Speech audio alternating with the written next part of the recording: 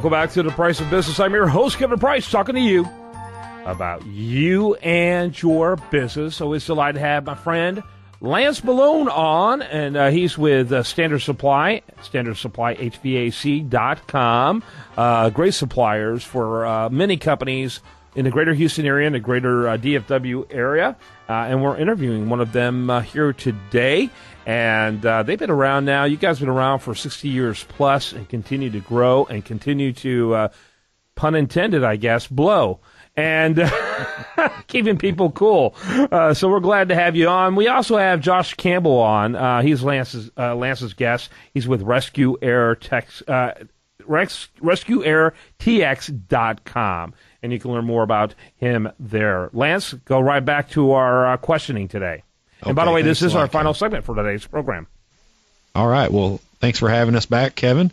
Josh, we were talking about some other things before, but in this segment, I want to talk about a common misconception that homeowners and people who maybe don't know a lot about air conditioning might have when it's time to think about replacing their air conditioner. What do you think is maybe one of the most common misconceptions? I would say that bigger is better is a big misconception. If your unit hasn't been performing, a lot of the time somebody will think they need a bigger one when maybe the unit that you had, if it was operating properly, is the right size.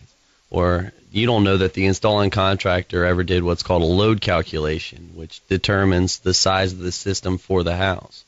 So I would say knowing the right size of your system and thinking that it's oversized is a big misconception.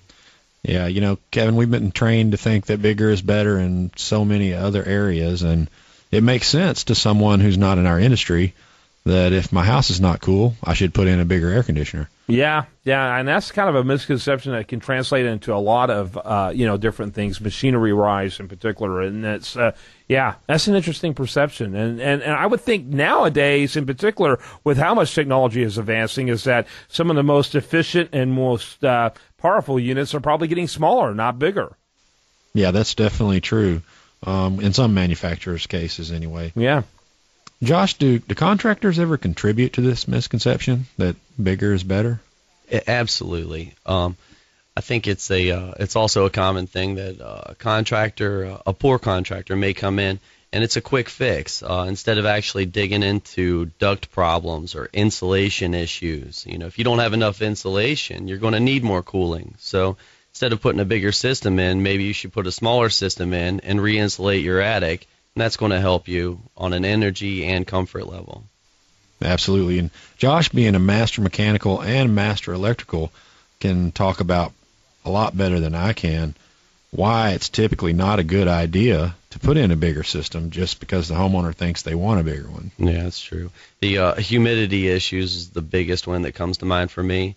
If your unit is too big, it doesn't have a long run cycle. You want that guy to stay on, because then the air circulates through it and it removes a lot more moisture. And the lower the humidity, the cooler it's going to feel in your house at a higher temperature.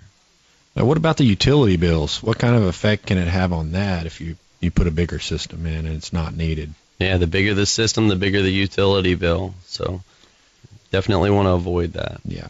Yeah. So what are some of the strategies that come immediately to mind when people are thinking it's time for me to get a bigger AC? Well, I'll be the first to tell somebody we're not always the cure for your problem. Sometimes you need windows. Sometimes you need insulation. Sometimes you need new doors or seal in your house. So it's not always an air conditioning issue. And having a contractor you can trust, I think is a big deal, so that you know that they're going to give you the best advice for you.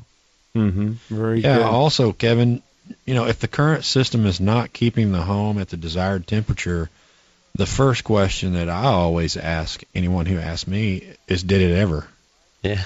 If it kept it at the desired temperature when it was new, then there's something else going on. Yeah. Your house didn't get any bigger. Right. Yeah. Well, I guess it could, but you would know that. If you would know that, right? And you would probably, if you had a good builder involved in that, he'd be advising you. By the way, you're adding 500 square feet. We got to get AC to cover that. Yeah, and that's a great segue into something else I wanted to ask Josh Well, I about. planned it that way, so go ahead. There is a scenario where a bigger system is required sometimes, and it's pretty frequently, and it has to do with new construction. So I asked Josh to talk about that a little bit. Yeah, I mean, from a new construction perspective, you don't always know that the load calculation was done properly. So sometimes you do need a bigger system. Or if you do an addition, you can't just stick ducts on your old system and expect it to do the new areas of the home efficiently, or that the unit can even keep up.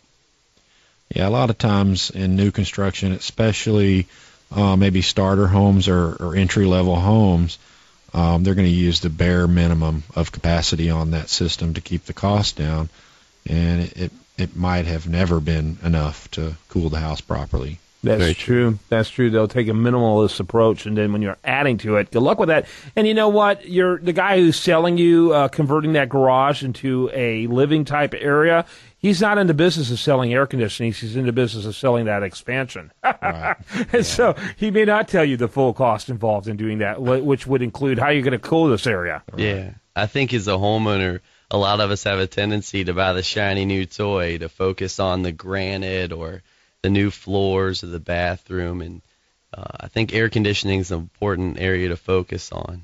Yeah, no question about it. No question about it. By the way, Josh, once again, give us your website so people can get more information.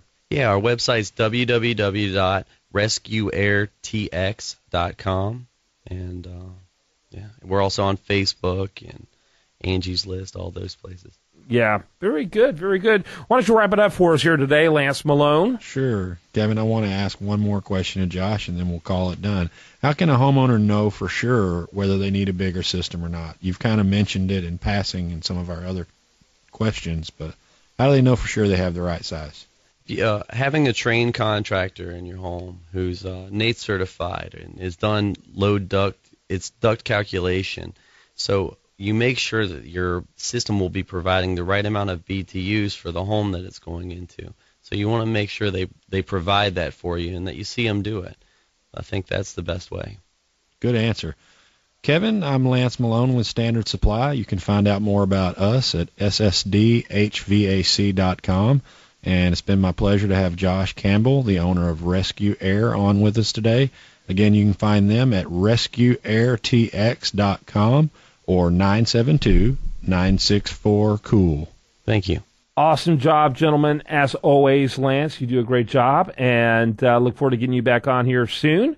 And next week, in fact, we'll have more for you tomorrow right here on The Price of Business. Do want to remind you, best content here shows up over there at usdatareview.com. While they're like it on Facebook, follow it on Twitter.